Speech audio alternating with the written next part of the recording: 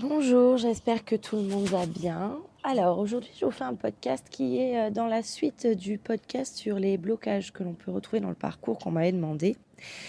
Et alors, ça va être un podcast un petit peu différent des autres.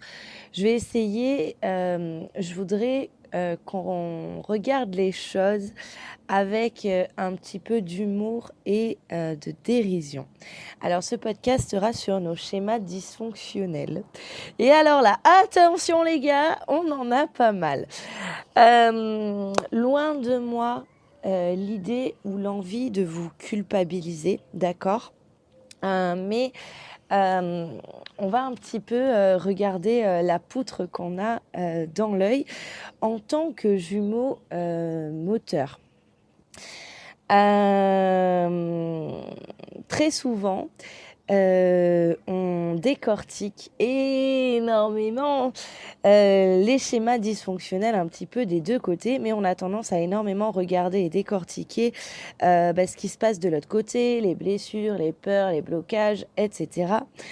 J'ai envie de vous dire, ça c'est un premier schéma dysfonctionnel que le jumeau moteur va adopter, ce qui est donc en fait c'est normal. Quand je parle de schéma dysfonctionnel, c'est vraiment c'est les schémas qu'on va enlever à un moment, mais qu'on va enlever pas parce qu'on doit les enlever, mais parce qu'on va se rendre compte tout simplement que c'est obsolète et que cette façon de faire était là en quelque sorte pour nous protéger. Et le problème, c'est que ces schémas qu'on a adoptés pour se protéger soi, que l'ego a pu adopter, en fait, à un moment, ils deviennent des entraves pour nous et des entraves du coup au niveau du lien. Alors, schéma dysfonctionnel, donc le premier, ça va être vraiment de tout décortiquer, de tout analyser en face, de bien voir et alors on va pas se leurrer, très souvent on n'a pas tort. On n'a pas tort dans ce qu'on relève chez cet autre, d'accord pour autant, on va avoir tendance à se focaliser dessus et on va avoir tendance, donc schéma dysfonctionnel que tout le monde va avoir à un moment, c'est-à-dire qu'on va agir en conséquence euh, pour pouvoir peut-être faire comprendre des choses à cet autre. Et tant qu'on est là-dedans, eh ben, on rame.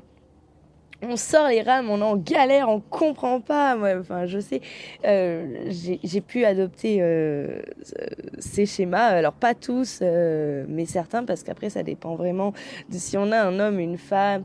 Ça dépend de notre polarité, ça dépend aussi de notre passé, etc. Mais voilà, très souvent on a ça, et puis je peux le constater. Allô Lily, je comprends pas. J'ai fait ça pour lui faire comprendre ci ou ça. Mais ça fonctionne pas, je me ramasse. Ben oui, tu te ramasses. Tu te ramasses et c'est normal que tu te ramasses parce que, en fait, on n'est pas là pour s'adapter et pour faire comprendre des choses à cet autre. On est là pour s'adapter à notre vie et pour comprendre des choses sur nous-mêmes, malgré le fait qu'on puisse voir des choses chez cet autre et des schémas dysfonctionnels. Ça c'est ok. Il y a vraiment une nuance à faire entre je constate quelque chose et je vais faire en sorte que cette chose disparaisse. Alors, qu'est-ce qu'on va faire? Généralement, on va voir ce que cet autre manifeste. Donc là, je parle vraiment au niveau du lien. On va voir ce que cet autre manifeste et donc on va adopter un masque en face. Et c'est un masque. Très souvent, j'entends, mais non, je n'ai pas de masque. Mais bien sûr que si. Il y a des masques des deux côtés. Vraiment, je ne cesserai de le répéter. Et donc, on va adopter un espèce de comportement. Par exemple, on a cet autre qui peut, par exemple, avoir une peur absolue de l'amour. Et nous-mêmes, en face, vibrer l'amour et adopter ce masque de oh là là, je vais mettre beaucoup de légèreté là-dedans, je vais pas montrer ce que je ressens, je vais pas si, je vais faire ça, etc., etc., etc. Alors, il y a ça. Le chemin va nous pousser vraiment à être authentique face à cet autre, à être authentique face à soi-même surtout, et à être authentique dans la vie de tous les jours, tout le temps. Et donc du coup, tant qu'on n'est pas authentique, on se ramasse, hein, on s'en prend plein la tronche. Et du coup, c'est normal en fait, c'est le chemin qui nous apprend ça. Schéma dysfonctionnel qu'on peut avoir, qui est en lien du coup avec ça, qui est un masque, c'est-à-dire j'ai réalisé que j'avais avancé et je vais montrer comment j'ai avancé. Alors on peut le montrer de plusieurs façons. On peut le montrer dans la discussion, on peut le montrer sur les réseaux, il y a beaucoup ça. Les réseaux, c'est pourri, les réseaux. C'est une espèce de vitrine qu'on utilise et qui sert à rien, en fait. C'est une vitrine qu'on va utiliser alors pour montrer qu'on a avancé, pour montrer à quel point on peut se détacher de certaines choses, etc. Mais le simple fait de vouloir le montrer, c'est qu'on n'est pas détaché. Et ça, c'est un putain de schéma dysfonctionnel. Alors, vraiment, il faut en rigoler, il faut prendre ça avec dérision parce que c'est pas Jojo d'aller voir ces côtés-là. C'est une vitrine aussi, les réseaux où voilà, les masques, hein, c'est notre vitrine. Ça va être aussi de montrer les étapes de son cheminement, de montrer sa souffrance très souvent. On peut être dans le... alors, je parle vraiment au niveau des réseaux, hein, dans ce que j'appelle le hashtag statut visé, c'est-à-dire qu'on va publier certaines choses qui vont parler de notre souffrance. Donc ça, très souvent, c'est le jumeau moteur qui va utiliser ça en se disant je n'arrive pas à verbaliser certaines choses à cet autre ou je ne peux pas les verbaliser, mais je sais que potentiellement il y a des gens en contact avec nous ou cet autre me suit sur les réseaux, etc. Et où donc on peut essayer, donc ça dépend des polarités, mais on peut essayer de montrer la souffrance en se disant forcément il ou elle va se rendre compte du coup de ce qu'il ou elle me fait. On est dans un espèce d'étalage et c'est dommage en fait parce que la souffrance elle est réelle, elle est vraiment vécue et on n'a pas besoin de la montrer. L'autre en a bien conscience. C'est pas parce qu'il ou elle ne le montre pas qu'il ou elle n'en a pas conscience. Mais pour autant, notre souffrance n'appartient pas à cet autre. Et vice-versa, d'ailleurs. Donc voilà, ça c'est un des très gros schémas dysfonctionnels. On peut avoir aussi l'effet opposé, c'est-à-dire je vais lui montrer que je suis digne, que je vis ma meilleure vie, etc. Et en fait, on devient comédien. Ce que j'essaye de vous expliquer, c'est vraiment ça, c'est qu'en fait, on devient comédien de sa propre vie. On se met en scène. Et ça, en fait, c'est l'opposé de l'authenticité. Et alors, on peut le manifester pour l'autre, on peut le manifester aussi pour d'autres personnes. Faites attention parce que ça, c'est vraiment quelque chose qu'il va falloir désactiver. Ce qu'on peut observer aussi, c'est que il peut y avoir aussi cette présence sur les réseaux par peur que son autre nous oublie. Et je vous rappelle que dans le lien flamme, ça se passe pas comme ça. Donc il peut y avoir des silences radio et des pertes de vue pendant des années. Chacun porte l'autre en lui ou en elle. Donc en fait, ce schéma dysfonctionnel-là d'assurer une présence, etc., de montrer où est-ce qu'on en est, etc., très souvent derrière, c'est la peur d'être oublié. On peut aller creuser beaucoup plus loin que ça. On bosse ça en séance, vraiment. Alors, autre schéma dysfonctionnel, là aussi avec ces réseaux. Alors, à l'époque où les réseaux n'existaient pas, on pouvait faire des planques, hein, ce genre de choses. Faut en rigoler, mais là, faut reconnaître que le jumeau moteur, des fois, a cette espèce un petit peu de folie, entre guillemets, donc folie qui est manifestée, j'y mets beaucoup de douceur, et vraiment, j'en rigole, mais je les ai eus, ces schémas dysfonctionnels. Donc ça peut être faire des planques, entre guillemets, c'est aller essayer de croiser cet autre à l'endroit où on sait qu'il ou elle va se retrouver, se croiser par hasard, qui n'est absolument pas un hasard et qui n'est absolument pas un fait de la destinée, d'accord ? Tant qu'on est là-dedans, ça fonctionne pas et on se ramasse aussi.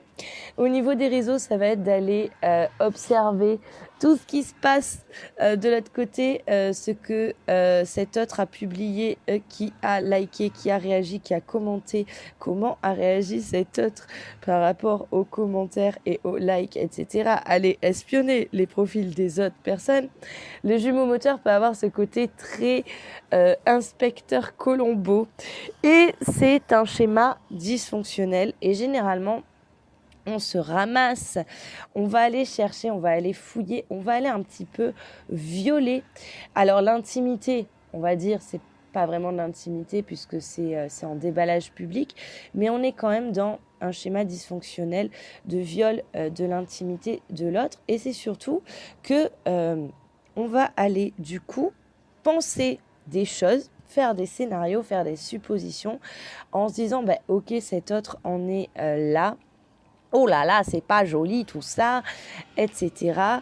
Ou oh là là, mon autre a avancé parce qu'il ou elle a marqué ça. Et en fait, on se vautre. On se vautre littéralement. Donc tout ça, je vous invite à arrêter. Je vous invite aussi à arrêter d'aller espionner la personne conjointe ou là ou les personnes qui ont été identifiées comme tierces. Tant qu'on est là-dedans, on se fait du mal en fait, et ça ne sert strictement à rien. Alors, ça ne sert à rien, mais si vous avez ce schéma dysfonctionnel identifié, c'est ok, je vous rassure, c'est un moment qui passe. Vraiment, c'est un travail à faire passer. C'est vraiment qu'il y a des choses à travailler chez vous-même, et des choses à débloquer, des peurs, des croyances limitantes, des blocages. Ça peut venir vraiment des blessures d'enfance, des blessures aussi de vie. Ça peut venir aussi de schémas transgénérationnels, et ça peut venir aussi de vie antérieure. Et vraiment, on débloque ça en séance avec beaucoup de dérision, beaucoup d'humour, mais aussi beaucoup de douceur et de compassion. Les schémas dysfonctionnels qu'on peut avoir aussi, parce que nous sommes tarés. Le jumeau moteur est complètement taré, il faut le savoir. Le jumeau moteur, donc je rigole bien sûr, mais le jumeau moteur est taré. Le jumeau moteur a un petit peu ce rôle de ne pas faire peur à son autre. Et en fait, tout ce que pendant un long moment du parcours, le jumeau moteur fait, c'est d'aller faire flipper son autre en lui montrant tous ces schémas dysfonctionnels. Donc ça, ce qu'il faut savoir, c'est que l'autre le voit, l'autre le ressent. Et donc du coup, c'est pour ça qu'on sort les rames. Bien sûr, il y a aller fouiller quand on est en contact, aller fouiller dans les affaires de cet autre. dans le téléphone, aller espionner peut-être ses conversations, etc. Là, on est sur un schéma dysfonctionnel qui est très, très lourd et très, très grave. On est sur du viol d'intimité aussi, encore. Très souvent, il y a de la jalousie, de la possessivité derrière, de la peur, etc. Vous êtes plus fort que ça, vraiment. Ça, c'est quelque chose à abandonner le plus vite possible. C'est grave, ça, presque, hein, quand même. Et c'est à abandonner. Vraiment, c'est pas de vous culpabiliser, mais ça se travaille, tout ça. Et une fois qu'on a compris pourquoi on fonctionne comme ça, et une fois qu'on a désactivé ce qu'il y avait à désactiver, je vous assure que tout ça, ça peut être derrière. Alors, comment est-ce que le jumeau moteur montre un petit peu sa folie aussi? On va avoir alors cette façon de faire par rapport à cet autre et par rapport à d'autres personnes aussi, de montrer qu'il ou elle est important. Par exemple, alors ça c'est un cas que j'ai pu retrouver plusieurs fois dans plusieurs consultations. Ça va être par exemple quand il y a une discussion à un instant donné, il y a un espèce de silence ensuite pendant quelques temps. Quand la personne revient au contact, on va lui faire un petit joke sur la discussion d'avant pour lui rappeler, tu vois, c'était important ce que tu as dit, ou tu vois, j'ai évolué par rapport à ça, ou regarde, regarde ce que je fais, ce que je pense, ce que je suis, etc. Et en fait, on est encore dans je veux montrer quelque chose. On n'a pas à montrer quoi que ce soit à cet autre et aux autres personnes aussi. Mais vraiment, voilà, dans le lien, on n'a pas à montrer quoi que ce soit à cet autre. L'autre verra ce qu'il ou elle a à voir et ça, c'est très important. On va avoir aussi, bien sûr, ce... je ne... Alors, j'ai deux cas différents.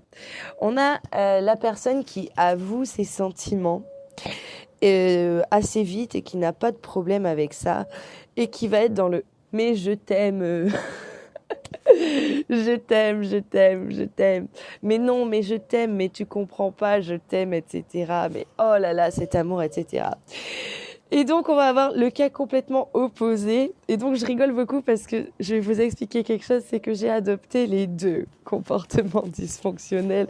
Donc, je sais de quoi je parle. On va avoir l'autre personne qui va être dans le non. Je ne vais pas dire ce que je ressens parce que ça va le faire ou la faire fuir, ça va le faire ou la faire m'abandonner, je vais me prendre un silence radio, etc., etc. Et donc, on va avoir la personne qui n'arrive pas à avouer ses sentiments non plus. Donc, en fonction du cas dans lequel vous êtes, en fait, si vous n'avez pas avoué vos sentiments et si ça vous bouffe, mais même si ça vous bouffe pas, à partir du moment où vous ressentez quelque chose pour quelqu'un, dites-le lui, mais vous n'avez plus besoin, une fois que ça a été dit, vous n'avez pas besoin de harceler cette personne et d'en reparler tout le temps, etc. Vous pouvez par moment, quand il y a recontact, etc., être toujours dans, voilà, moi j'en suis à cet endroit-là, etc. Mais alors, quand on en est là, quand vous pouvez dire à votre autre de manière totalement authentique, écoute, voilà, moi j'en suis à cet endroit-là, on n'est plus vraiment dans les schémas dysfonctionnels, d'accord? Alors voilà, il y a ça, beaucoup, énormément. Je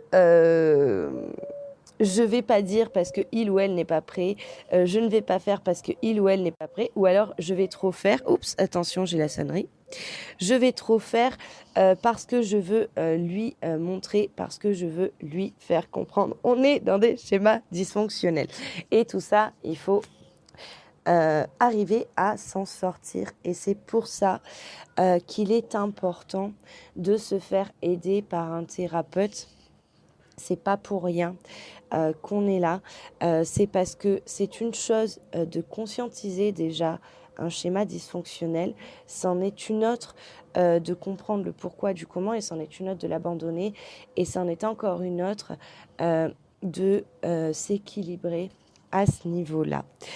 Autre schéma dysfonctionnel que je vais retrouver.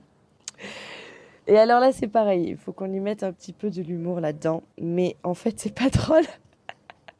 C'est pas drôle du tout. Mais ça va être de prier l'univers, la source, Dieu. S'il vous plaît, l'univers, faites que cet autre se réveille. S'il vous plaît, l'univers, faites comprendre à cet autre qu'il n'est pas sur son bon chemin. Faut arrêter tout ça, ça ne sert à rien. Et de toute façon, généralement, l'univers ne vous répond pas à ce niveau-là, d'accord ?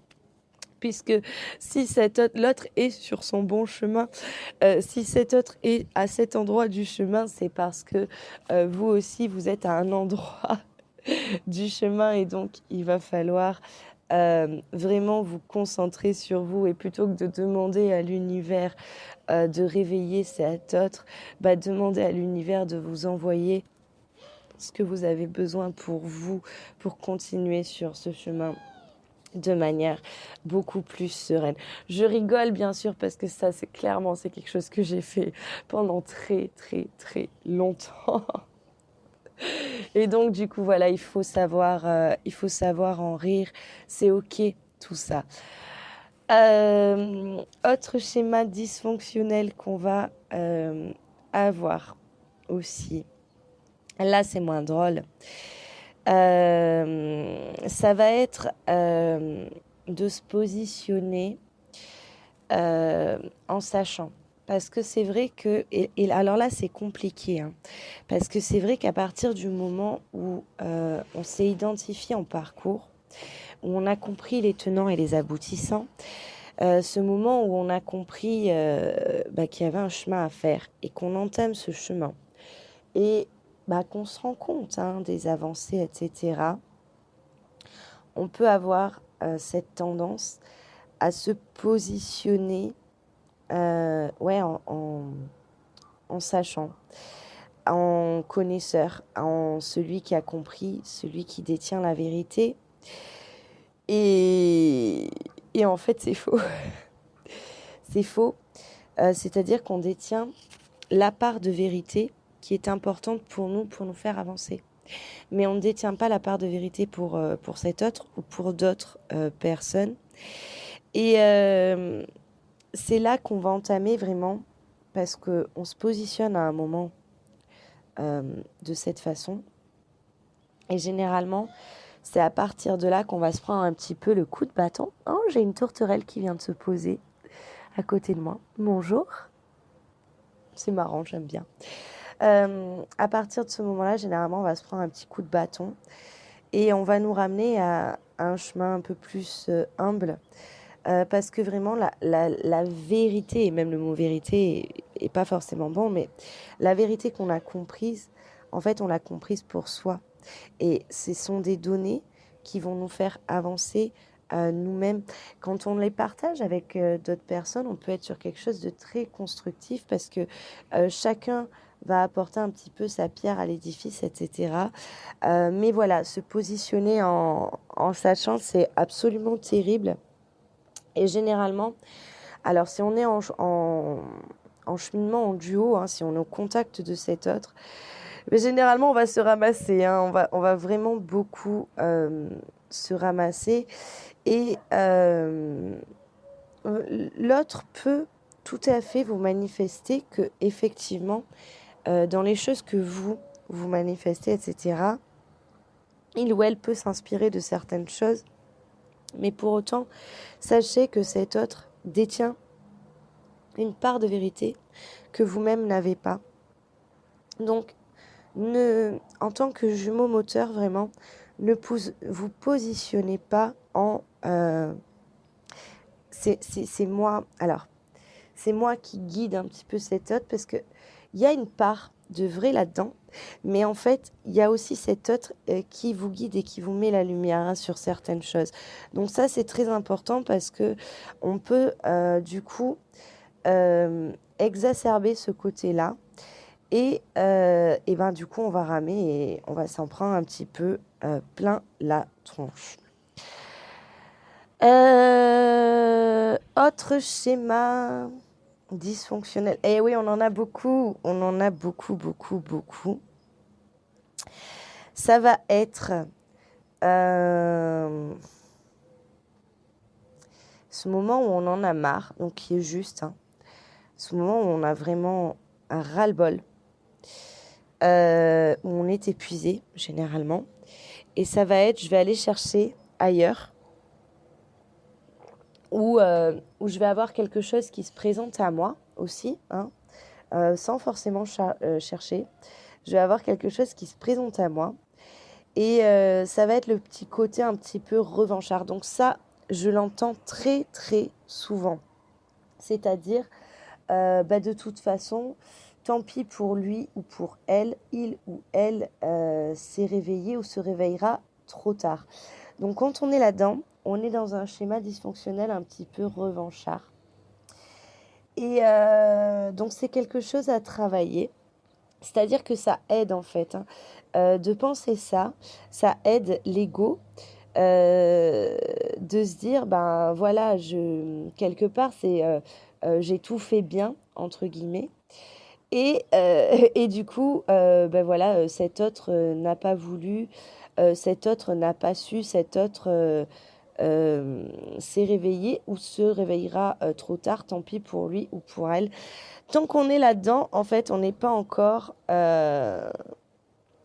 très avancé. C'est dit sans jugement, vraiment. C'est vraiment dit sans jugement et c'est vraiment pas pour vous culpabiliser. Parce que voilà, on est encore dans cette espèce de revanchard, de mode revanchard. Et on est encore dans... on n'a pas encore tout compris du lien, hein. Ce qu'on peut remarquer pour les personnes qui vont être comme ça, et donc là, je vais reprendre le schéma dysfonctionnel des réseaux sociaux, c'est qu'on peut être du coup dans une espèce de mise en scène de ce qu'on va vivre, qui n'est pas totalement la réalité et qui, quelque part, c'est, au fond de moi, j'espère piquer au vif cet autre. Et c'est un petit peu, regarde ce que tu as raté, quoi. Et donc là, on est dans un schéma dysfonctionnel aussi. Et qu'on va devoir épurer. Bon, il y en a plein d'autres. Là, j'ai sorti les plus gros. N'hésitez pas à me parler en commentaire peut-être des schémas dysfonctionnels un peu tarés que vous avez identifiés chez vous et que vous avez réussi à désactiver. Ça peut en aider d'autres. Pour les personnes qui se sont identifiées dans certains schémas dysfonctionnels que j'ai notés, parce que bien sûr, je ne les ai pas tous faits. N'hésitez pas à me contacter si vous avez identifié ou si vous pensez en avoir identifié un et que vous ne savez pas comment se sortir de cette spirale, parce que très souvent ces schémas dysfonctionnels-là nous font véritablement souffrir, font aussi qu'on s'en prend plein la gueule, que ce soit au niveau du lien ou au niveau de notre vie, etc. Et donc n'hésitez pas à me contacter pour qu'on puisse débunker un petit peu tout ça. Je suis là pour ça. Je vous assure qu'on en rigole après, de se dire oh là là, mais j'ai été capable de faire ça et en fait c'est ok, il n'y a pas de culpabilité, il n'y a plus de souffrance, c'est ok, j'ai fait ça et aujourd'hui voilà, j'ai dépassé tout ça. Je vous dis à très vite. Je vous rappelle que demain soir, je suis en live en duo sur Instagram avec Aurélie et on parlera de l'amour de soi. qui est essentiel, l'amour de soi qui est essentiel aussi pour accepter ces schémas dysfonctionnels et les dépasser, hein. Donc n'hésitez pas à nous rejoindre. Je pense que ça sera une belle soirée. Je vous dis à très vite.